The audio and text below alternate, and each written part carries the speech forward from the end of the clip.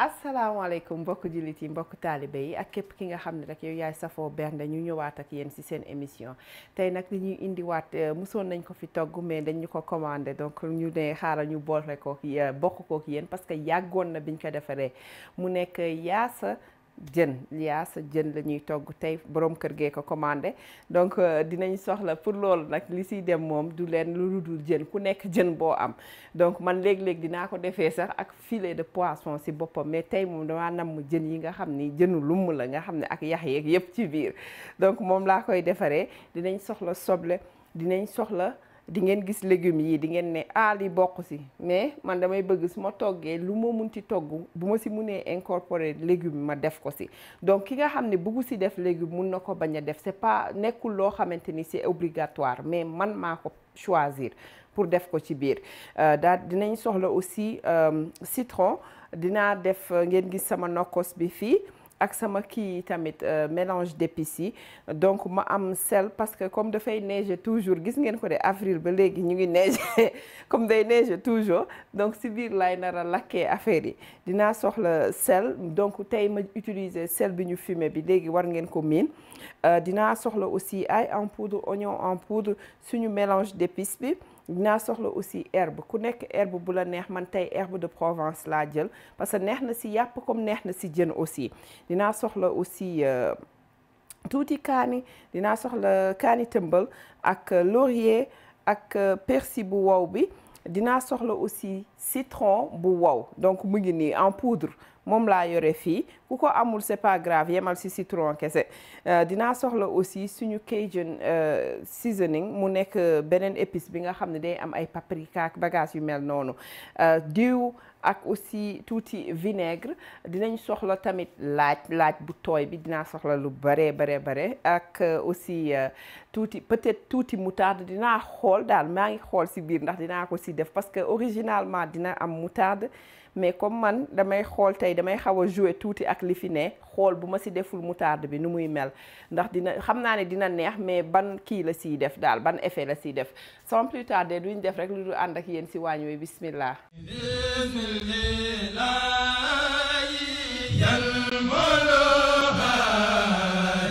waaw waa kër gi dañuy daal di ñëw commencer defar suñu jën yi donc pour lakk ko dañ koy préparer man dama koy daal di trancher ku nekk rek jëlal tranche bu la neex nga def ko man damay def ñaari variété yi nga xam ne tàmm ngeen ko ci kër gi donc moom laay def tey jii bu ko defee ma mun ko lakk bismillah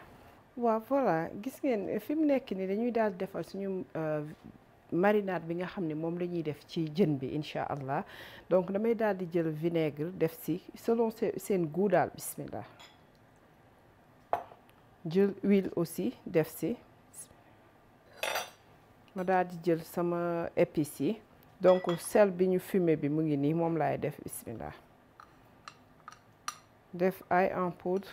ak oignon en poudre bi daal di def tuuti kaani def suñu herbe de Provence bi def suñu aussi Cajun bi mooy beneen mélange d'épices bi def suñu citron bi nga xamante ni bu poudre bi la daal di defaale aussi persil bu wow bi voilà ma jël ci nokkos bi donc nokkos bi wax naa leen ko plusieurs fois niñ ko defaree donc dañ ko def mu am laaj bu saf moo tax gis nga instant bi sax duma ci dolli laaj parce que am na laaj bu saf mu am tuuti jinjeer am tuuti kii aussi oignon vert ak poivron bu verte bi ak persil tamit amoon na ci ak soble ñu def ci poobar ak suñu mélange d'épices bu jaune bi daal di ciy defoon tamit tuuti kaani donc gis nga mi ngi nii rek laa koy jël def ci assez libéralement quand même ma jëlaat encore tuuti poivre ma dolli ci poivre noir tuuti rek léegi pour parfumer togg bi damay daal di jël kaani daal di koy kaani tëmbal dagg ko tuuti def ko ci biir nga xam ne day nekk ci biir jën bi di réer ak a feeñ neex bay bëgg a dee macha allah ku bëggul kaani mun na ko omettre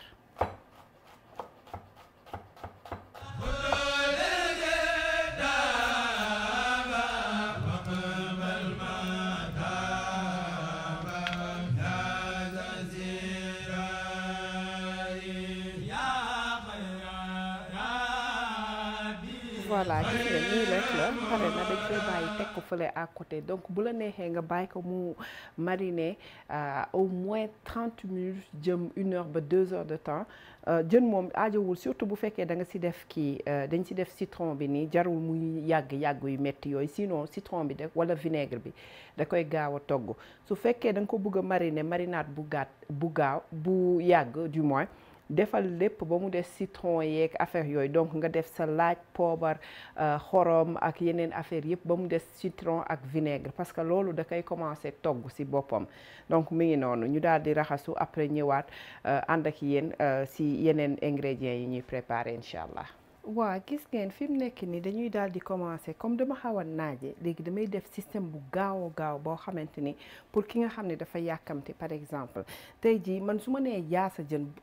jën vraiment man bi ñu lakk bi moo ma dàqal que bi nga xam ne dañ koy saaf mais comme tey jii dama naaje damay saaf jën yi tuuti après daal di koy yeggali ci four bi jox ko guuwu lakk foofu noonu donc loolu moom moo may permettre nga xam ne dinaa mën a def li ma bëgg a def yépp te du ma nekk di xalaat ni jën bi tey naaje na bu ma yoroon këriñ wala kii sama barbecue bi mi ngi tàkk ci biti du ma am problème boobu mais four bi dafay xaw a yéex tuuti daal donc damay daal di ñëw daal di def tuuti sel rek comme d'habitude bismillah pour jën bi bañ a coller mais ñu bàyyi xel ni defoon nañu xorom aussi ci yeneen kii yeneen suñu nokkos yeeg yooyu liñ ko mariner léegi nag ma daal di jël jën bi rek def ko su ma ko tegee du ma ko bàyyi bu mu wow koŋ noonu déedéet dama koy jox rek kii dama koy dimbali tuuti voilà bismillah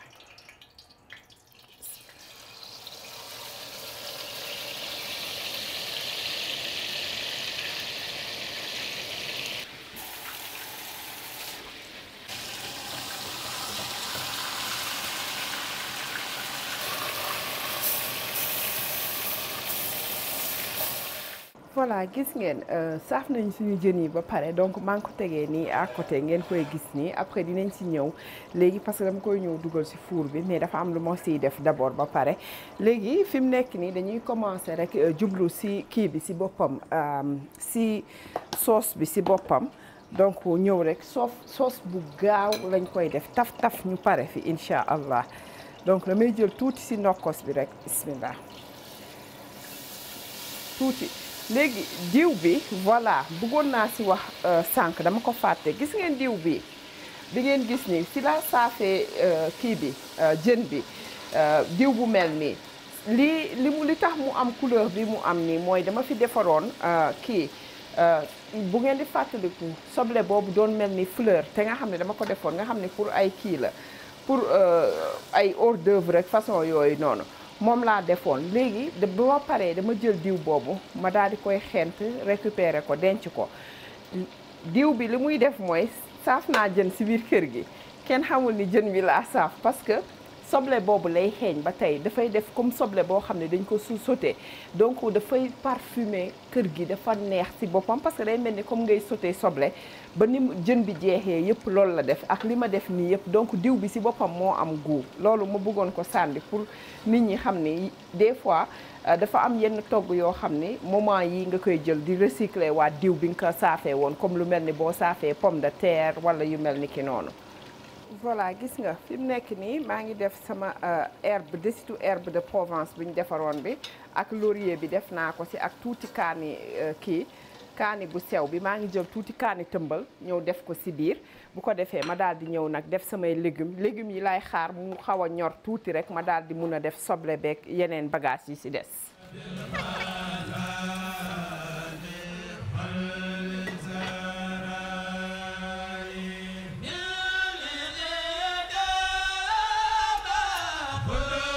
waa gis ngeen fi mu nekk nii li ma def mooy gis ngeen suñu kii bi suñu soble bi dañ ko dagg def ko ay dés moom ak carotte bi ngeen gis ma def ko fii def ko ay dés yu xaw a dijji quand même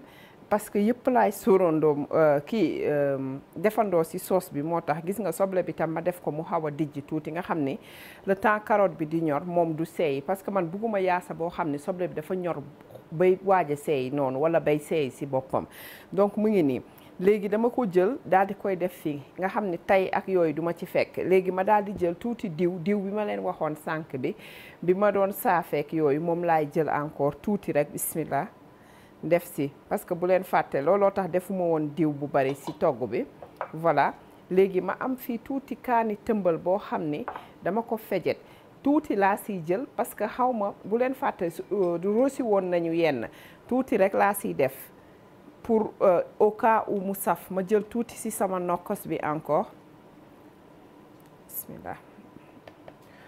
donc lii war na baax ma daal di jël poivre noir def ci ñu daal di jël suñu mélange d'épices def si tamit dinaa jël tuuti tamit si sama kii nuñ koy waxeeti si herbe yi ma defaroon yi sànq mu nekk kii bi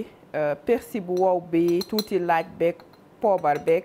ak tuuti kii tamit herbe de Provence wala herbe bu la neex bu fekkee bëggoo herbe mun nga ko omettre bañ ko def voilà léegi damay jël citron yi damay jël tuuti zeste ma def ko si biir après daal di xar bu si nekk ma xar ko benn jël moitié bi donc mu defal ma benn citron pour le moment parce que bëgguma mu forox tam toll parce que góor yàlla yu bari duñ ko bëgg tamit même xale yi aussi duñu bëgg bu foroxee loolu sax voilà damay wàññi tuuti si kii bi pour li may def si jën bi balaa ma koy saafi ji dama soxla tuuti zeste te citron bi aussi bëggoon naa si attirer seen attention balaa nga koy def lii nii wala bala nga koy utiliser sax bu leen fàtte di raxas seen kii seen légumes yi donc man yëpp dama ko jël ak fruits yeeg yooyu dama ko raxas yëpp moo tax ma mun a def nii voilà ñu def sel bismillah tuuti rek mun nañu dolli mais mënuñu dindi voilà donc nii lañ koy bàyyi muy mariner di def ay affaire am le temps ñu nettoyer ak yooyu après ñëw jublu si jën bi tam wan leen incha allah ñun nuñ koy demee lakk ak lan lañ siy def ak yooyu. voilà gis ngeen kii baa ngi nii sauce baa ngi nii di def ay affaire am donc damay dindi kaani bi parce que bugguma mu toj si biir togg bi voilà léegi su ma kiiyee kaani bi gis nga xam ne fi mu nekk nii damay daal di ñëw su la neexee nga dindi seppi légumes yi mais des na ba léegi tuuti ñor damay daal di ñëw def soble yi nga xam ne goût yeeg yooyu da siy dem assaisonnement yi si nekk da siy dem bu baax. voilà gis ngeen dama si def soble bi ak kii bi ak carotte bi laa si def nii léegi moo nekk nii. léegi li may def nii dama koy bàyyi pour yëf yi ñoraale bu ñu demee ba ci kanam bu légumes yi ñoree rek ma daal di koy seppi ñoom bàyyi sauce bi mu continuer di togg bu ngeen xoolee haricot vert bi defaguma ko ci léegi parce que moom daanaka ñor na ba pare donc dama ko ciy def rek pour tàngalaat ko yooyu bugguma mu dem ba nappaajoo ci biir togg bi voilà donc ñu def nii après ñëwaat ak yéen incha allah. voilà gis ngeen damay obligé def tuuti moutarde rek ci biir donc du bari tuuti rek laay def nga xamante ni dina ma ko joxal instant bi goût yaasa parce que fi mu nekk nii dafa def comme kaldu macha allah neex na trop mais tam ñu ne ma non yaasa lañ la waxoon de waxuñu la woon kaldu mi ngi noonu donc mu ngi nii la ñuy continuer rek après bàyyi ko maa ngi ñëw seppi kii batañse yi pour mu bañ a tas incha allah. voilà gis ngeen dañuy ñëw defar ñankatang bi nga xam ne moom la ñuy def pour suñu yaasa bi donc ñankatang bi ñankatang normal rek la mais si cuisseur de riz bi laa koy def comme ça ma am temps mun a def yeneen sans pour autant di ko surveiller donc li ma def fii dama jël ceeb ma sebet ko donc li ñuy wax toujours xaaral ma wan ne ma sebet ko après tay ko si micro-ondes bi su la neexee mun nga ko bañ a tey man maa choisir rek pour di ko tey ndax cuisson bi gën a gaaw donc léegi li ngay def mooy damay daal di jël ceeb bi daal di koy def ci biir bismillah gis nga moom du jar ngay xaar mu bax ak yooyu déedéet da ngay ñëw rek def ci ceeb bi yépp suñu paree def ndox donc toujours rek ratio bi mooy nekk par exemple soo jëlee benn kopp ceeb kopp bu mu munti doon boo ko nattee ñaari kopp ndox si même kopp boobu ñooy togg ceeb bi mais man li may préféré di def mooy damay toujours tourner ñaari kopp damay def benn kopp ak peut-être lu passé tuuti moitié parce que bu tooyee dootoo ko mun a dindi dootoo ko mun a récupérer alors que bu fekkee ñoragul di nga si mun a toujours wis ndox donc man damay def moins de ndox que li ñu kii bi wax compagnie wax ni loolu la ñuy def donc ma daal di indi ndoxu robinet rek ngay def jarul muy tàng wala lenn. Voilà man lii baax na si ndox am na suffisamment de ndox léegi li may def mooy dama siy def sama ay ingrédients donc mu nekk laurier. Ma daal di jël gis nga citron zeste citron bu verte bi ak bu jaune bi laay jël def si donc lii pour jox ñànkatang bi plus de goût la nga xam ne dina gën a mën a ànd ak sax kii bi ni ñu koy waxeeti dina mën a ànd ak bu baax a baax yaasa bi si boppam même bu doon bu ginaar la aussi même chose laay def des fois da ngay jouer ak sa ñànkatang donc damay jël kaani tëmbal dagg ko def si daal di def sel def tuuti huile jeex na togg baa ngi noonu ma dem teg ko nag muy togg ndànk-ndànk gis nga donju yi bul si sax tiit parce que yëpp ay seeyil seen bopp après dañuy tas yëpp voilà nii rek la ma dem yóbbu ko fi mu nekk nii fàtte naa def dama siy def tuuti citron nga xam ne ceeb bi day gën a weex tal xaaral voilà ñànkatan bi kese da nga koy mën a lekk ndax neex macha allah mi ngi nii jeex na ñu dem toggi après ñëwaat wan leen. Voilà gis ngeen jën bi mu ngi nii comme niñ leen ko waxee woon sànq rek léegi si moom la ñuy jublu suñu desitu marinade bi ñu defaroon bi sànq mu ngi nii dama siy dolli tuuti citron rek incha allah bu ko defee def nañ si zeste yeneen citron yi ñu wàññi woon yi sànq dañuy jël rek dolli si waat tuuti citron léegi nag daal di koy mariner waat si jën bi daal di koy dem nag dugal si four bi lakkee ko foofu donc dama koy broil muy nekk kii bu pas lu yàgg li mais li nga xam ne moom moo koy mel ni lu ko caraméliser loo voilà moom la ñuy def donc mu nekk température bi gën a kawe ci sa four moom nga koy def pas suufee mais bi gën a kawe ci boppam c'est ça jeex na nii rek la ñuy def daal di koy lakk incha allah. Voilà gis nga li des nii ci cin bi rek laa koy dem def fi ñuy toggee sauce bi na le foofu laa koy def parce que dafa am goût aussi. cafka yëpp a ngi ci jën beeg yooyu yëpp a ngi ci biir. Voilà gis ngeen ñu def ci desitu suñu crevettes yi nga xam ne moom la ñu xolli yëpp dindi veine yi nekk ci ginnaaw ak yooyu membrane yeeg yooyu ñu daal ci def bismillah ku ko buggul wala ku ko amul mun nga ko omettre aussi. waa kon nag mbokk jullit yi mbokk taalibe yi ak képp ki nga xam ne rek yow yaay safoo bernde seen émission mi ngi woon nii ñu indiloon leen tey yaasa bi nga xam ne dañoo lakk jën bi dañ ko saaf njëkk door ko lakk boole ko nag ak sauce bi nga xam ne dafa àndaale ak ay légumes ak fruits de mer aussi booy xool ñu daal di si def tomate fraîche nii pour ku mu neex rek di leen wax ni j'espère que di ngeen ko essayer te dina leen neex comme ñun à chaque fois buñ ko essayer nu mu ñuy neexee tey nag émission bi moom comme rek ni ma ko ubbee rek maa ngi koy jox sama borom kër comme moom moo commandé plat bi daal moom laa koy jox di ko joxaale famille Mbay bi famille Fall Thiam ak aussi Seck yëpp di leen ko jox di leen wax ni vraiment essayé leen ko neex na torop macha allah di wax ni bu leen fàtte di partager vidéo yi mais aussi di ko aimer te ki nga xam ne mi ngi seetaan te